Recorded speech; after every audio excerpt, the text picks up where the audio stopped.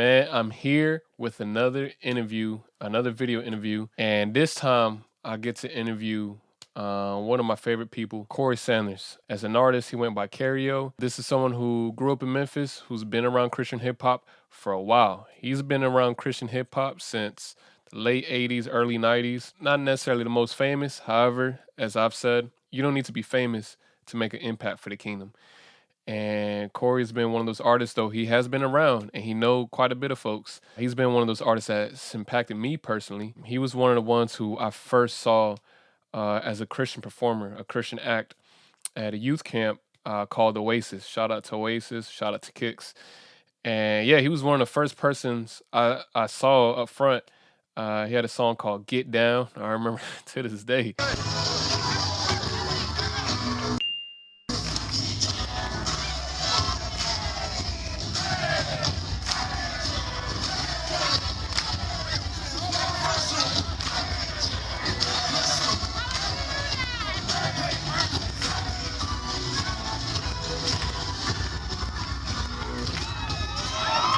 Man, we will get live with that joint, and it brings back a lot of memories.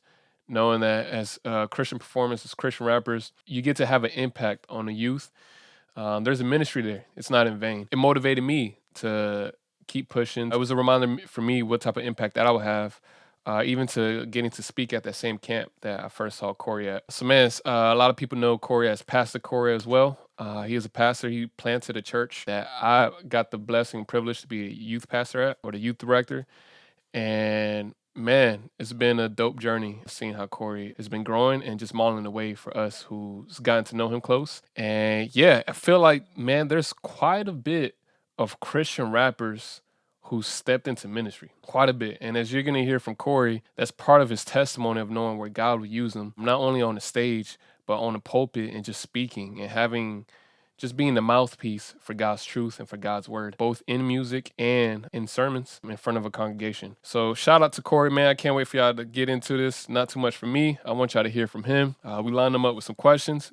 In case you guys don't know, some of my highlights from this interview is, first of all, his feedback, or not criticism, his encouragement to up and coming artists. Ooh, is golden. There's so many gems in there. Make sure you listen and tune in for that.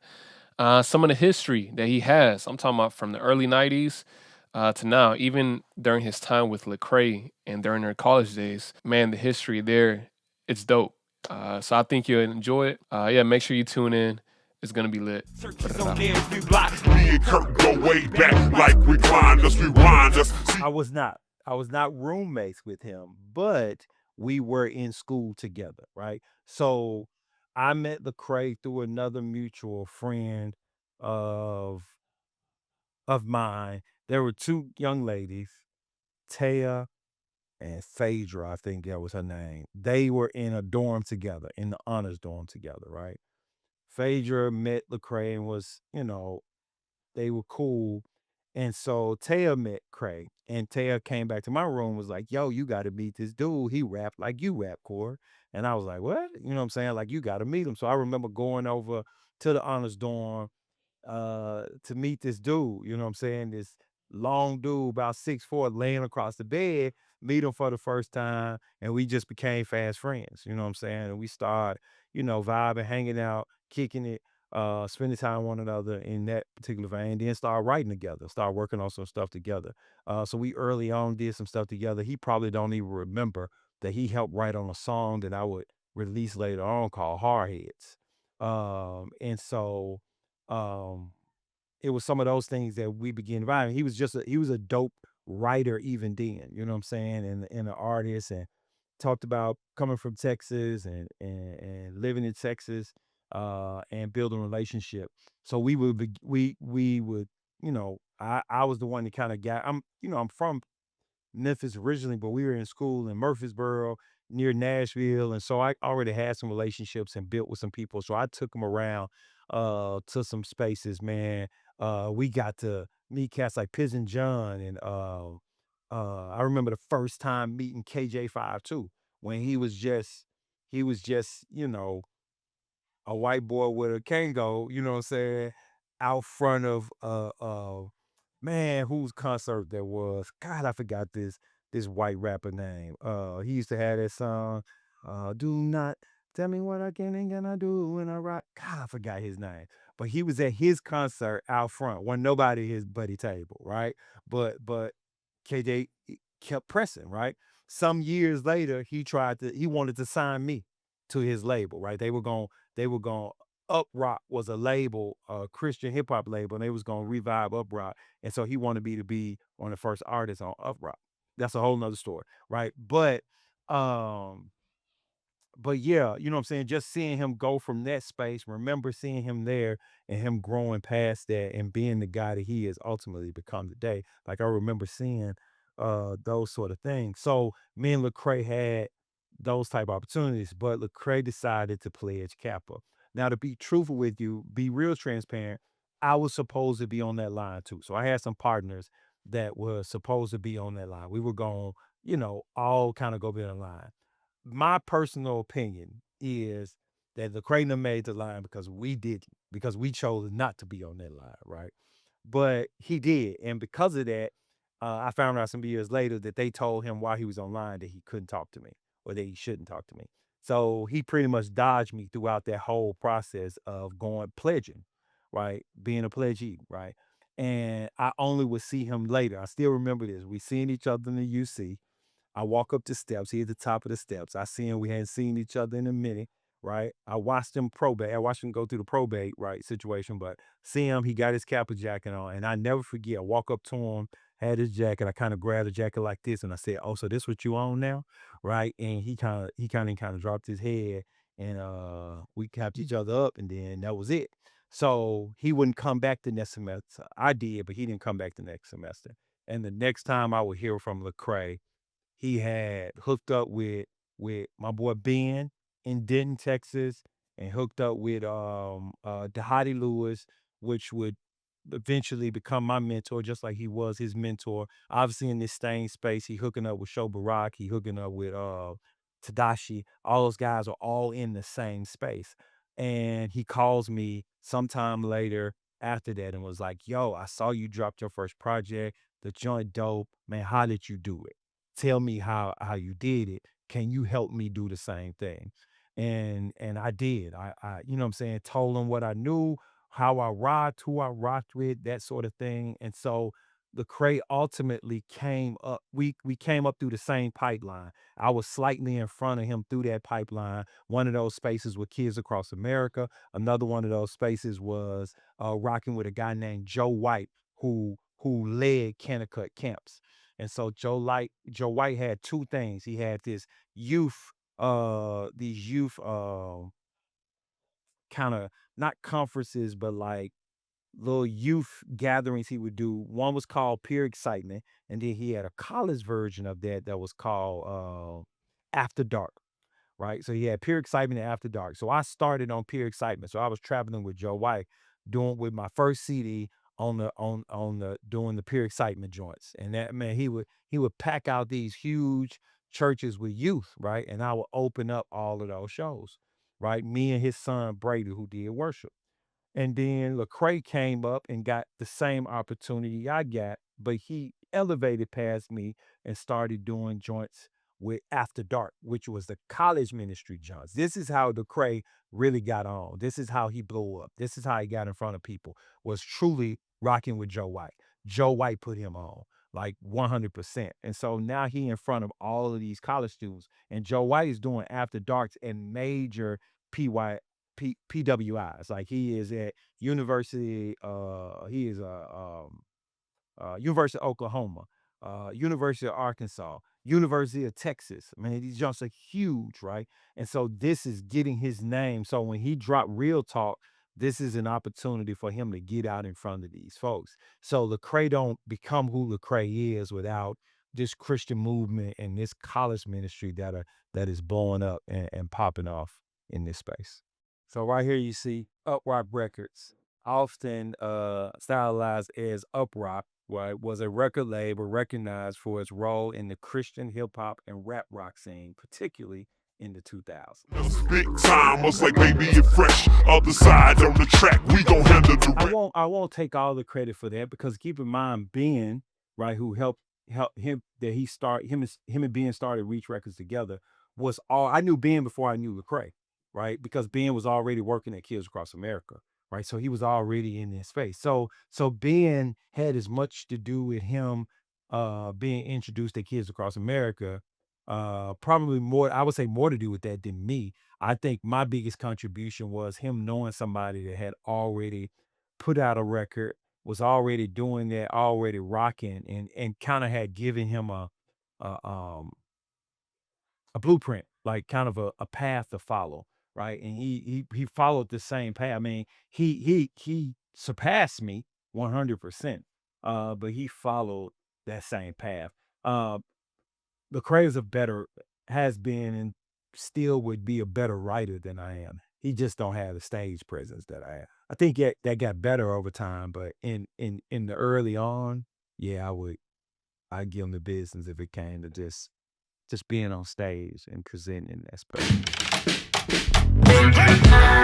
It's a new exclusive. Ah man, that's tough. Like I just loved it. Like I was passionate about the the platform hip hop was and Christian music in general that gave me the opportunity to stand in front of people and share my heart and share what God had given me, right? God had gifted me to speak, and He had gifted me with charisma and energy, right? That I was able to draw people, and so it was a privilege to be able.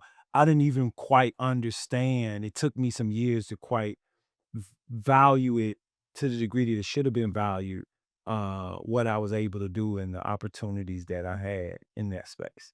Um, yeah, a lot of people couldn't speak to that, but the number of records I sold, the influence that I had, and the impact I was able to make, went beyond a lot of my peers. You know what I'm saying? And so even when Lecrae couldn't see what he ultimately what I saw it, like, I always envisioned the crazy part is, I wanted to be like the Will Smith of Christian hip hop. Like, I saw what Will was able to do where he had his space in hip hop, he did that, and then it just watched him elevate to different things.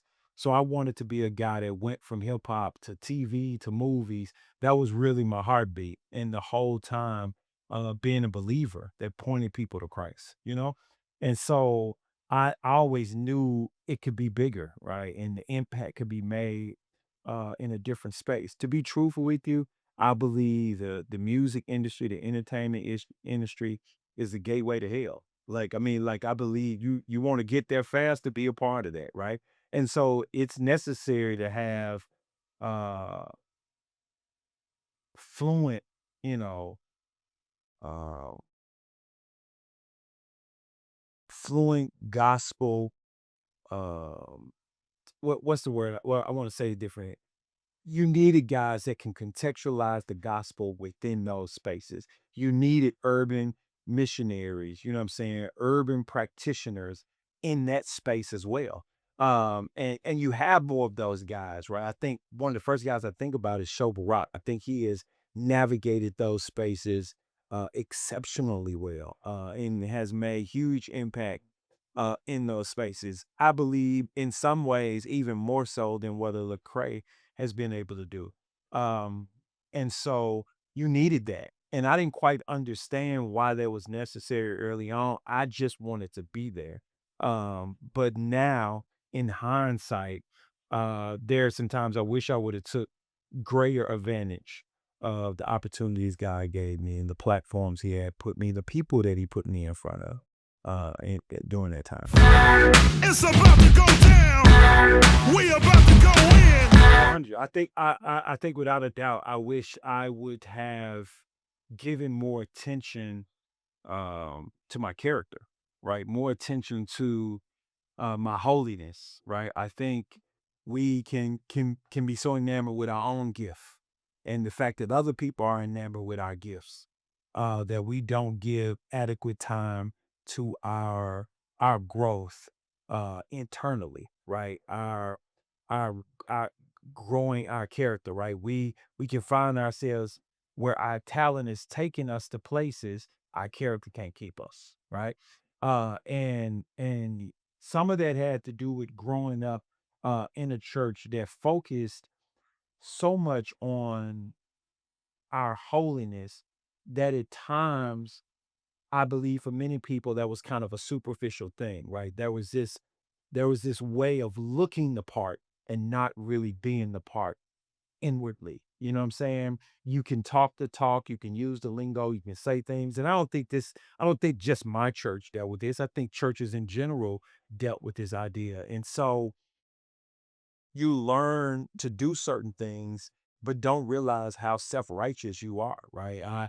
I remember sustaining from parties and sex and these sort of things while also deeming myself better than other people I knew because I was sustaining from those things and giving not nearly the credit I should have to the grace of God, right? And learning to build myself up internally, right? To show myself approved in some other spaces, allowing God's word to hide in my heart and not just be something that can roll off my lips. And so I think if I was speaking to the new generation, I would just say that your preparation has to start with your character. It has to start with truly being inwardly who you say you are, right? I think God has to truly capture your heart, right, before he captures anything else. And it has to be your treasure.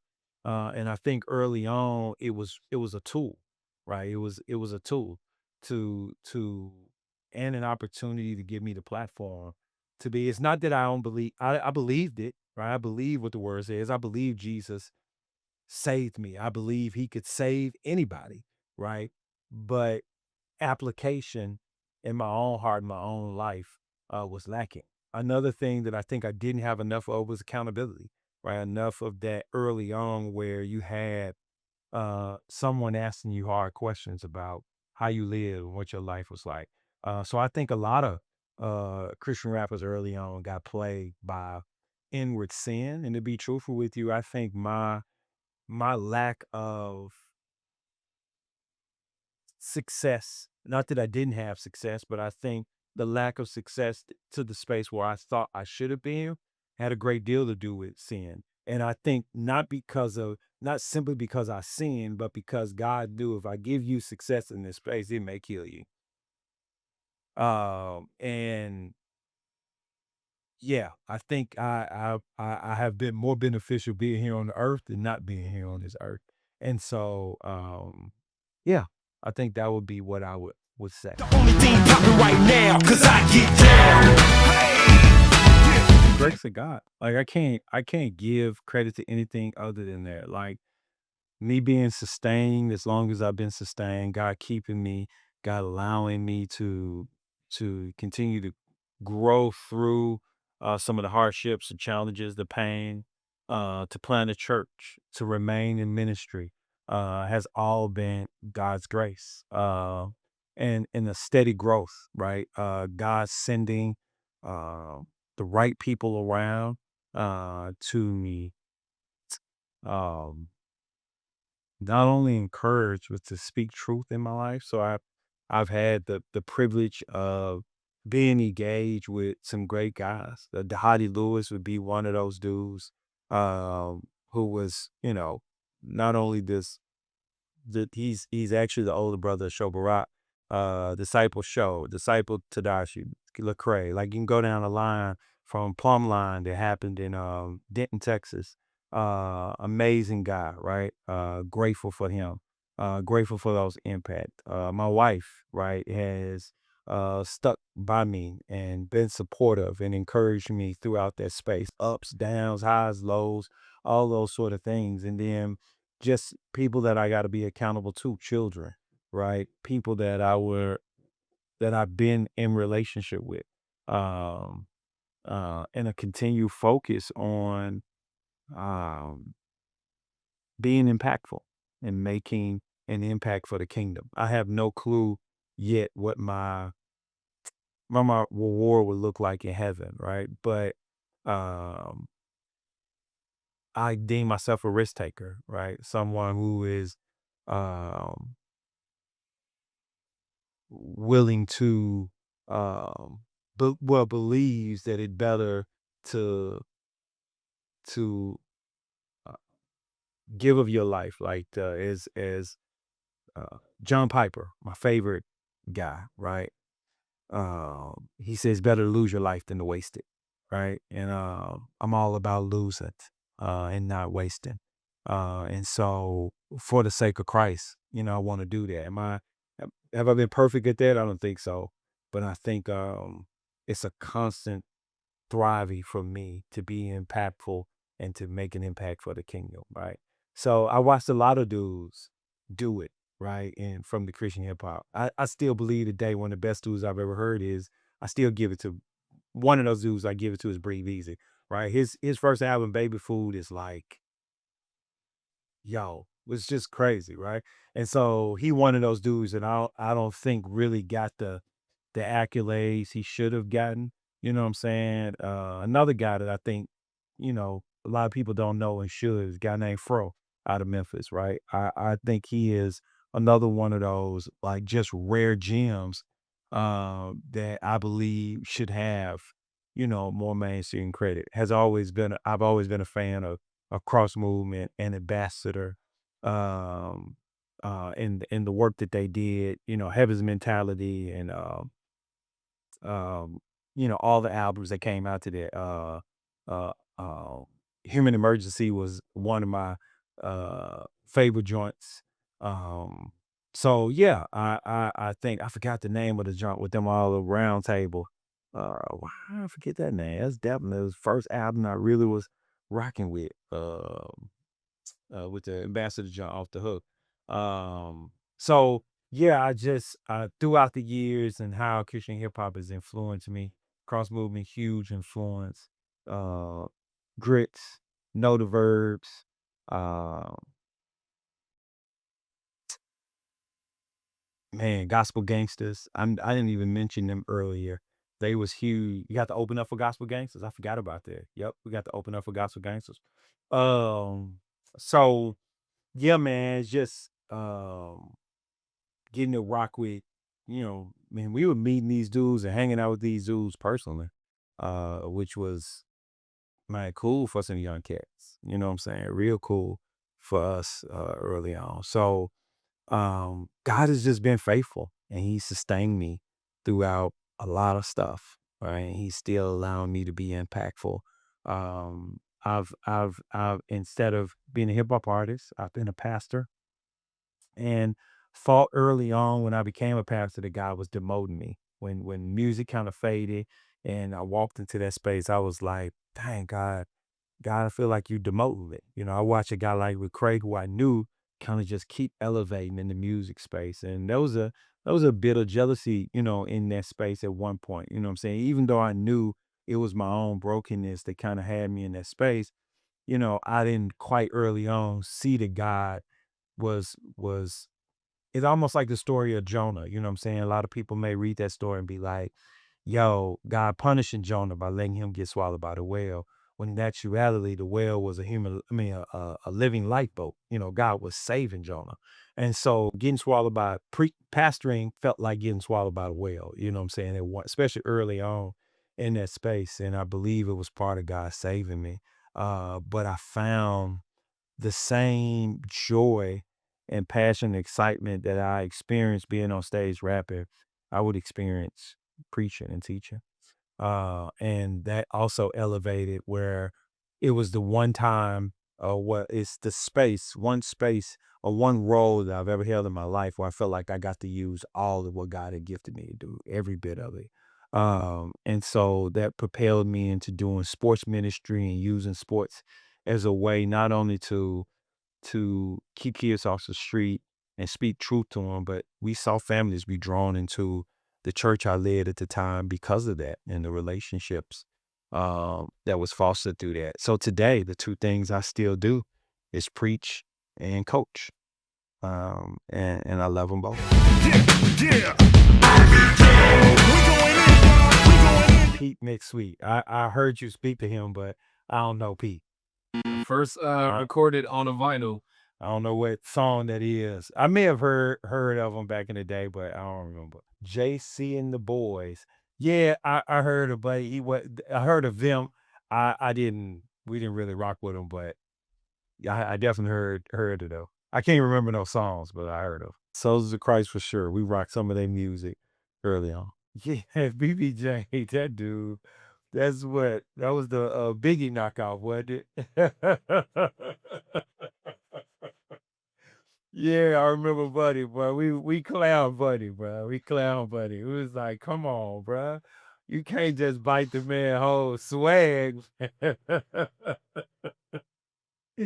Yeah, I remember BBJ. Yeah, he didn't have like really one song that was straight, but he sounds just like Biggie though. Like he was like, come on, man. Like yeah, he sounds just like Biggie. Like what is you doing?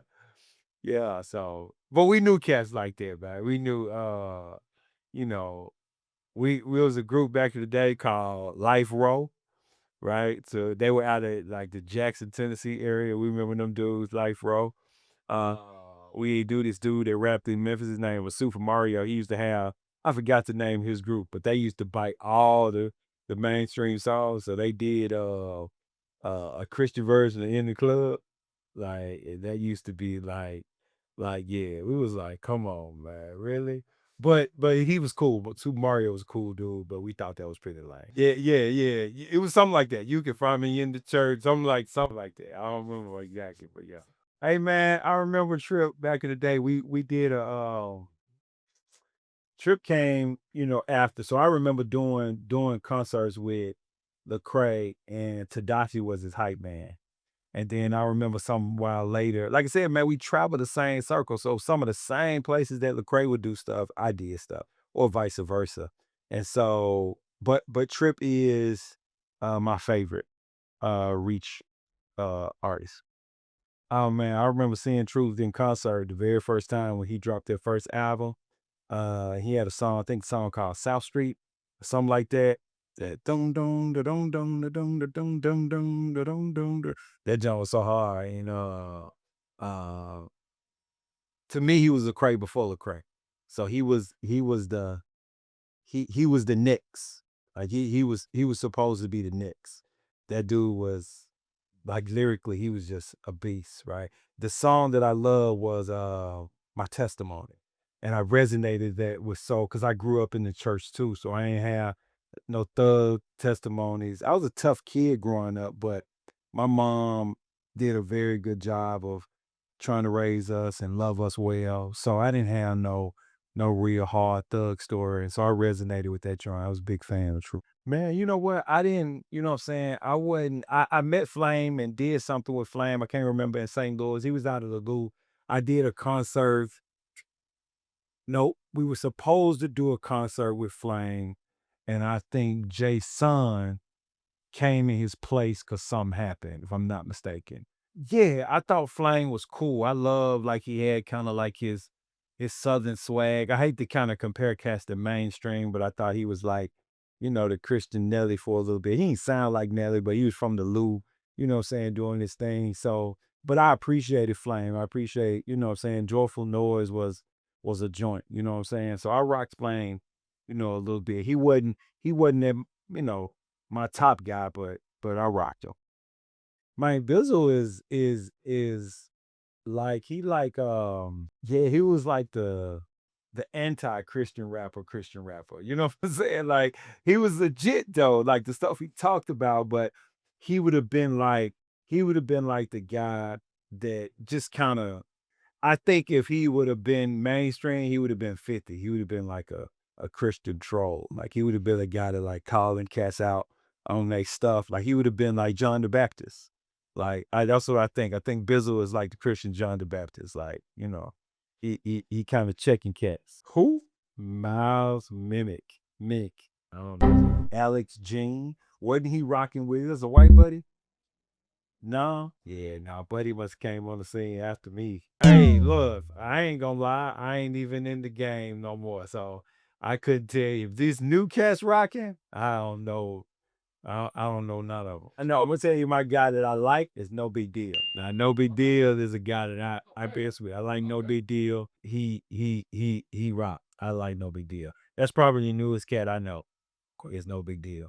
Yeah. I'm sorry. You should have seen it coming. Cayerio, Captain Kurt.